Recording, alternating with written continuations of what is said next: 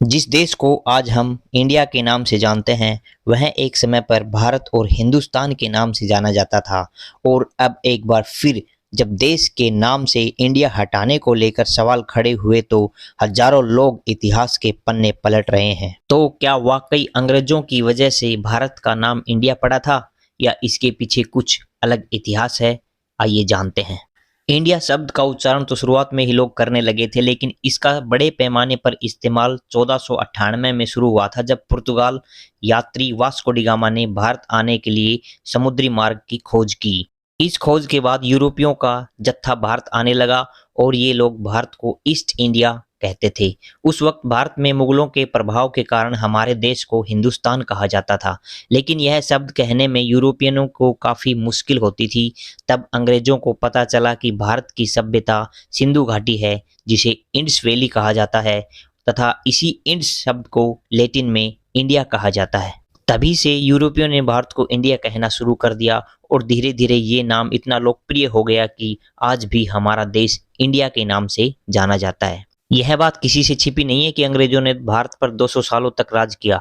उन्होंने भारत में जमकर हिंसा, रंग भेद व आर्थिक शोषण किया था। दरअसल इंडिया शब्द का प्रयोग सर्वप्रथम ग्रीकों ने किया था, क्योंकि जब सिंधु नदी के पार के लोगों से ग्रीक वासियों का संपर्क हुआ था, तो उन्होंने नदी पार के लोगों को इंड्स कहकर बुलाया था। दरअसल वह उन लोगों को हिंद्स कहना चाहते थे, किंतु अपनी भाषा के कारण वह इसका ठीक तरह से उच्चारण नहीं कर पाए।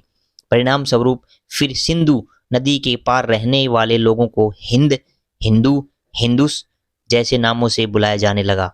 लेकिन ग्रीक भाषा में है ध्वनि साइलेंट होती है, और इसी वजह से हिंद शब्द को इंड, हिंदुस को इंड्स, और फिर ऐसे कई उच्चारणों के बाद इंडिया नाम से बुलाया जाने लगा। एक बार फिर इंडिया का नाम बदलकर भारत करने की चर्चा हो रही है, लेकिन सवाल यह उठता है कि आखिर क्यों भारत का नाम बदलकर इंडिया रखा गया था?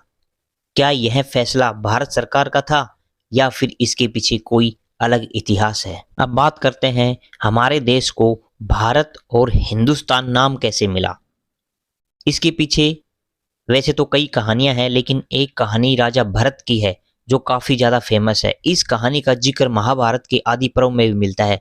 कहानी कुछ इस तरह से है कि महर्षि विश्वामित्र और अप्सरा मेनका की एक बेटी थी, जिनका नाम था शकुंतला, और शकुंतला का हस्तिनापुर के राजा दुष्यंत से गंधर्व विवाह हुआ था। दोनों की संतान हुई थी, जिनका नाम भरत था। यही भरत आगे चलकर हस्तिनापुर के महाराज बने।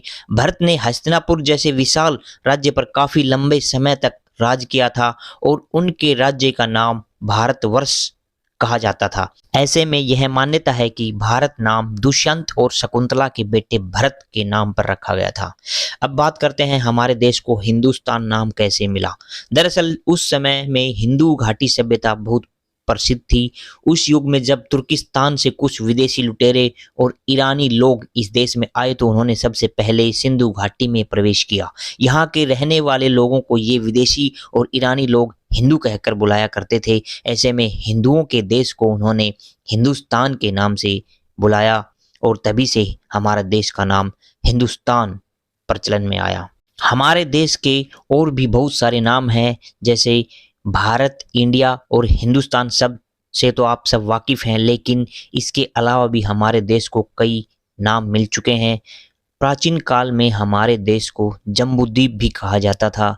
दरअसल यह नाम हमारे देश को जम्बू पेड़ की वजह से मिला था।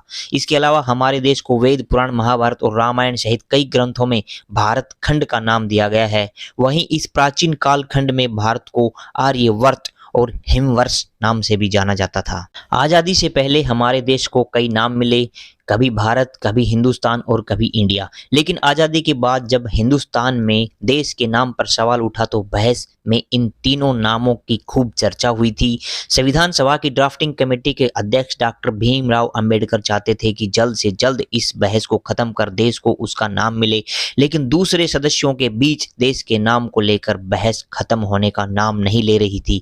लेकिन फिर आखिर में संविधान सभा के अध्यक्ष हरि विष्णु ने ये सुझाव दिया कि भारत को इंडिया में बदल दिया जाए, और फिर इस सुझाव पर विचार करते हुए आखिर में फैसला लिया गया कि संविधान के अनुच्छेद 1 में लिखा गया कि इंडिया यानी भारत राज्यों का संघ होगा।